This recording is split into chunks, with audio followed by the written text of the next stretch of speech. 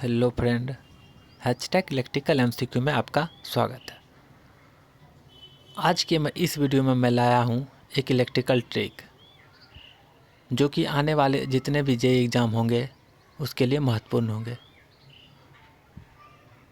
दोस्तों, अगर आपने इंजीनियरिंग किया है या डिप्लोमा किया है तो आपको पता ही होगा कि अगर डिप्लोमा में 3 साल में 6 सेमेस्टर होते हैं और प्रत्येक सेमेस्टर में 5 सब्जेक्ट यानी 6 बचे 30 सब्जेक्ट। इन 30 पेपर को पढ़ना समझना पड़ता है। तो इतने बड़े सिलेबस में कुछ ऐसी बातें होती हैं जिन्हें हम याद करते हैं, भूल जाते हैं।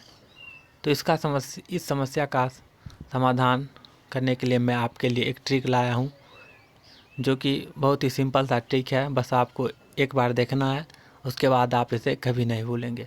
और इससे रिलेटेड अगर आपके एग्ज़ाम में क्वेश्चन पूछा जाता है तो आप इसका बिल्कुल सही जवाब देंगे। तो दोस्तों, इस चैनल पर मैं इलेक्ट्रिकल से रिलेटेड ट्रिक हो गया, चाहे इलेक्ट्रिकल से रिलेटेड वैकेंसी हो गया या इलेक्ट्रिकल से रिलेटेड प्रैक्टिस सेट हो गया, इन सभी चीज़ों को अपलोड करता रहता हूँ। तो आप अगर अभी तक इस चैनल पर नए हैं तो जल्दी से चैनल को सब्सक्राइब कर दीजिए और बेल आइकन को प्रेस कर दीजिए ताकि आने वाले वीडियो का नोटिफिकेशन आप तक सबसे पहले पहुँचे। तो चलिए जानते हैं कि आज का जो ये ट्रिक है ये किस टॉपिक से रिलेटेड है। तो आज का ये जो ट्रिक है ये एनालॉजी से रिलेटेड है। तो थोड़ा हम पहले एनालॉजी के बारे में जानेंगे कि एनालॉजी क्या होता है। एनालॉजी का हिंदी अर्थ होता है समानता। जिस प्रकार आपके स्क्रीन पर एक क्वेश्चन होगा कि मून, सैटेलाइट, अर्थ, इसका ऑप्शन दिया हुआ है sun, plant, solar system, option D है एस्ट्रॉयड। तो जिस प्रकार मून सैटेलाइट है उसी प्रकार अर्थ क्या है, प्लैनेट है। तो आप लोग इस रीजनिंग क्वेश्चन को जानते होंगे, तो इसका सही आंसर प्लैनेट होगा। तो इस क्वेश्चन में ये एनालॉजी का क्वेश्चन है। जिस प्रकार मून सैटेलाइट से संबंधित है उसी प्रकार अर्थ भी प्लैनेट से संबंधित है, तो इसी को हम लोग एनालॉजी कहते हैं। नेक्स्ट क्वेश्चन देखते हैं। क्लॉक जिस प्रकार टाइम को बताता है उसी प्रकार थर्मोमीटर किसको बताता है, तो थर्मोमीटर टेम्परेचर को बताता है। तो इसी प्रकार के क्वेश्चन, ये तो जनरल क्वेश्चन था, इसी प्रकार के क्वेश्चन इलेक्ट्रिकल के जेईई एग्ज़ाम में भी पूछा जाता है। जैसे कि आपने क्वेश्चन पिछले ईयर्स का किसी भी जेईई एग्ज़ाम का देखे होंगे, तो उसमें आपने देखा होगा कि रेसिस्टेंस जिस प्रकार इलेक्ट्रिकल सर्किट में होता है उसी प्रकार मैग्नेटिक सर्किट में क्या होता है, तो मैग्नेटिक सर्किट में रिलक्टेंस होता है। वही अगर कंडक्टेंस इलेक्ट्रिकल सर्किट में होता है तो मैग्नेटिक सर्किट में कंडक्टेंस का एनालॉगस क्या होगा, तो मैग्नेटिक सर्किट में कंडक्टेंस का जो एनालॉगस होगा वो परमियंस होगा। तो इसी तरह एनालॉजी के क्वेश्चन इलेक्ट्रिकल जेईई एग्ज़ाम में पूछे जाते हैं। तो आज मैं आपको एक ऐसा ट्रिक बताऊंगा जिससे इस एनालॉजी का क्वेश्चन आप चुटकी में हल कर सकते हैं और इसका सही जवाब दे सकते हैं। बस आपको करना क्या है कि इस वीडियो को बस 5 मिनट तक ध्यान से देखना है। वीडियो को आप पूरा देखिएगा तभी आप ट्रिक को समझ पाइएगा, अन्यथा नहीं समझ पाइएगा। तो चलिए बिना देर के हुए इस ट्रिक को शुरू करते हैं। ट्रिक को शुरू करने से पहले आपको थोड़ा सा बेसिक की ओर ले चलता हूँ। हम आज इस वीडियो में इलेक्ट्रिकल सिस्टम और मैकेनिकल सिस्टम को रिलेट करेंगे। जिस प्रकार इलेक्ट्रिकल सिस्टम आप लोग जानते होंगे, वोल्टेज को ई से डिनोट करते हैं, कैपेसिटेंस को सी से डिनोट करते हैं, रेसिस्टेंस को आर से डिनोट करते हैं, इंडक्टेंस को एल से डिनोट करते हैं, चार्ज को क्यू से और करंट को आई से। ये सभी, ऐसा कोई स्टूडेंट नहीं होगा इलेक्ट्रिकल का जिसको ये नहीं पता होगा। तो ये सभी को पता है, फिर भी मैंने थोड़ा सा बता दिया। अब हम मैकेनिकल सिस्टम में आ जाते हैं। तो मैकेनिकल सिस्टम में क्या होता है, फोर्स होता है। फोर्स को हम लोग ऐप से डिनोट करते हैं, ये भी सबको पता है। स्प्रिंग स्टिफनेस होता है, तो स्टिफनेस को हम लोग के से डिनोट करते हैं। अगर डैम्पिंग कोफिशिएंट की बात करें तो इसको हम लोग बी से डिनोट करते हैं। मास को एम से, डिस्प्लेसमेंट को डी से, वेलोसिटी को भी से। तो ये सभी भी आपको पता होगा। इसमें एक हो सकता है आपको स्प्रिंग स्टिफनेस नहीं याद हो तो इसको आप याद कर लीजिए, इसका के होता है और डैम्पिंग कैपेसिटेंट का बी होता है।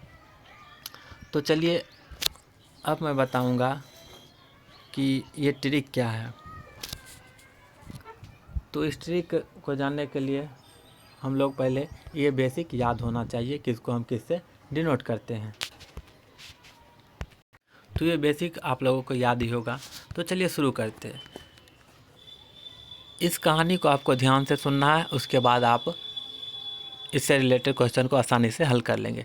एक टीचर है, एक स्टूडेंट है। टीचर स्टूडेंट से पूछता है ई के बाद क्या होता है, तो स्टूडेंट बोलता है एफ होता है। तो आप सभी सिंपली जानते हैं ई के बाद एफ होता है। फिर टीचर दूसरा सवाल पूछता है एल के बाद क्या होता है, तो बच्चा जवाब देता है एम। तो एल के बाद एम होता है, ई के बाद एफ होता है। और उससे अगला सवाल पूछा जाता है KYC का फुल फॉर्म क्या होता है, तो वो बोलता है नो योर कस्टमर। ये आप सभी भी जानते होंगे, KYC का फुल फॉर्म होता है नो योर कस्टमर। और चौथा क्वेश्चन है कि RBI का फुल फॉर्म, तो बच्चा बोलता है रिजर्व बैंक ऑफ इंडिया। पांचवा क्वेश्चन उससे पूछा जाता है 6 × 2 = कितना होता है, वो बोलता है 12। तो ये सभी क्वेश्चन उससे पूछा जाता है। ई के बाद क्या होता है एफ, एल के बाद क्या होता है एम, KYC का full form know your customer, RBI का full form reserve bank of India option. और उसके बाद नेक्स्ट क्वेश्चन है 6 × 2 = 12। तो ये सब सोच रहे होंगे आप कि मैं आपको क्यों बता रहा हूँ, तो इसी सब में ट्रिक छुपा हुआ है। अब चलिए जानते हैं कैसे आपको याद करना है। जैसे ई हम लोग वोल्टेज को ई से डिनोट करते हैं और फोर्स को एफ से।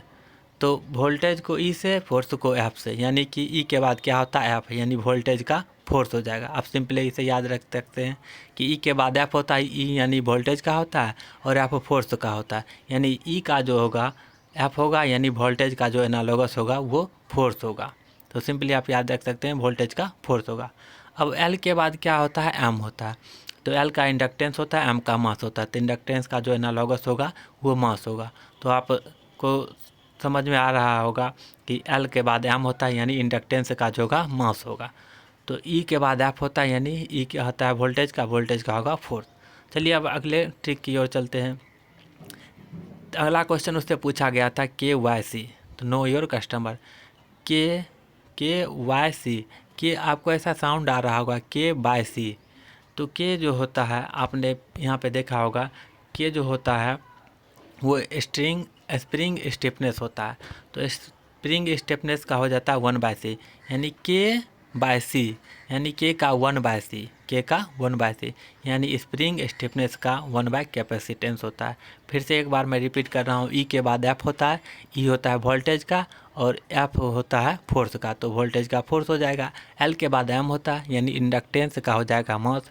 और KYC, के का 1/c, बाय मतलब ऐसा साउंड आ रहा है KYC, यानी के का 1/c, यानी स्प्रिंग स्टिफनेस का 1/ कैपेसिटेंस। और उसके बाद RBI, reserve bank of India. तो इसको आपको 2 लेटर याद रखना है, RB। आर का जो होता है वो होता है डैम्पिंग कोफिशिएंट, और डैम्पिंग कोफिशिएंट आर जो होता है रेसिस्टेंस होता है, और बी होता है डैम्पिंग कोफिशिएंट। तो आर का रेसिस्टेंस का एनालॉगस क्या होगा, डैम्पिंग कोफिशिएंट। तो चारों आपको याद हो गया होगा। एल के बाद क्या होता है एम, यानी कि वोल्टेज एल का एम होता है, यानी इंडक्टेंस का मास। KYC, के का 1/c, RBI यानी आर का बी। और उससे एक और क्वेश्चन पूछा गया था 6 × 2 = कितना होता है, तो 12 होता है। देखिए चार्ज में कितने अक्षर हैं, 6, और डिस्प्लेसमेंट में आप देखोगे तो 12 है, यानी चार्ज का 12, यानी 6 का 12। तो ये पूरा ट्रिक आप समझ चुके होंगे।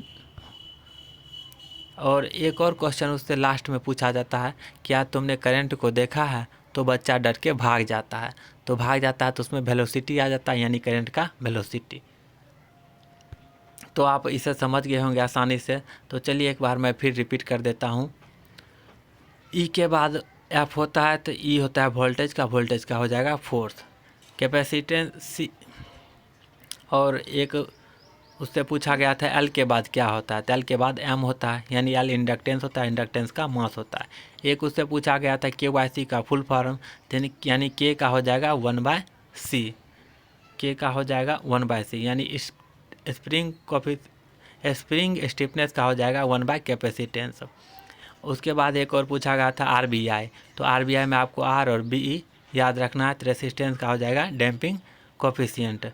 उसके बाद उससे पूछा गया था क्या आपने करंट को देखा, तो वो डर के भाग गया, तो उसमें वेलोसिटी आ गया।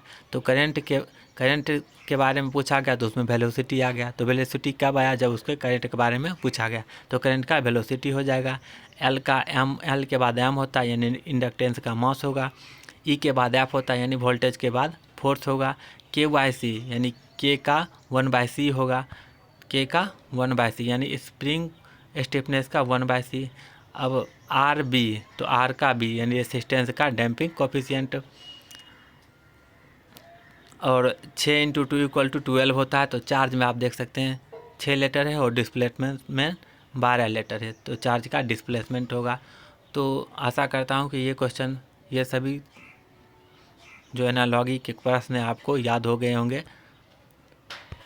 तो चलिए आप एक टेस्ट देते हैं। देखिए पहला क्वेश्चन है रेसिस्टेंस, तो इसका क्या आंसर होगा। तो आपको याद आ रहा होगा कि आर बी आई, यानी आर का जो होगा बी होगा। बी जो होता था क्या होता था, बी होता था स्प्रिंग कोफिशिएंट। तो बी होता है स्प्रिंग कोफिशिएंट, तो रेसिस्टेंस का हो जाएगा स्प्रिंग कोफिशिएंट। जैसा कि आप देख सकते हैं यहाँ पे बी जो था ये था डैम्पिंग कोफिशिएंट, माफ़ कीजिएगा, बी जो था डैम्पिंग कोफिशिएंट, तो डैम्पिंग कोफिशिएंट हो जाएगा रेसिस्टेंस का। तो यहाँ रेसिस्टेंस है, रेसिस्टेंस का आर बी यानी आर का रेसिस्टेंस है और बी का हो जाएगा डैम्पिंग कोफिशिएंट। अब वोल्टेज दूसरा क्वेश्चन है, तो वी के बाद ई, वोल्टेज का ई होता है, ई के बाद एफ होता है, तो ई का वोल्टेज का फोर्स हो जाएगा। कैपेसिटेंस बात करें तो के/सी, तो के/सी यानी कि के का जो होगा 1/c होगा। तो के जो होता था वो स्प्रिंग कोफिशिएंट होता था, तो के स्प्रिंग कोफिशिएंट का हो जाएगा 1/c। अब अगर मास का पूछे तो मास का एम के बाद एल के बाद एम होता था, तो यानी इसका इंडक्टेंस होगा। और 6×2 = 12 होता था, यानी चार्ज में 6 अक्षर हैं तो डिस्प्लेसमेंट में 12 होगा।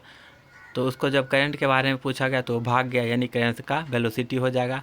तो ये इस तरह आप इस वीडियो को 1-2 बार देख लीजिए, आपको स्वतः ही ये पूरा याद हो जाएगा। तो दोस्तों आज के वीडियो में बस इतना ही, फिर मिलेंगे अगले वीडियो में नए ट्रिक के साथ। आपको वीडियो कैसा लगा कमेंट में लिखिएगा, और आप किस टॉपिक पर ट्रिक चाहते हैं वो भी आप कमेंट में लिखिएगा, ताकि मैं उस टॉपिक पर ट्रिक बना दूँ। दोस्तों इस चैनल पर मैंने बहुत सारे प्रैक्टिस सेट भी अपलोड कर दिए हैं, तो आप जाके उन्हें भी देख सकते हैं। जब तक आपका एग्ज़ाम नहीं हो जाता तब तक आप जाइए उस प्रैक्टिस सेट को देखिए, डेली 2 प्रैक्टिस सेट लगाइए, तो आपको एक थोड़ा सा कॉन्फिडेंस आएगा और आपको ये भी पता चलेगा कि आप किस टॉपिक में कमज़ोर हैं और उस टॉपिक को अच्छी से तैयारी कर सकते हैं। तो आज के लिए बस इतना ही, धन्यवाद।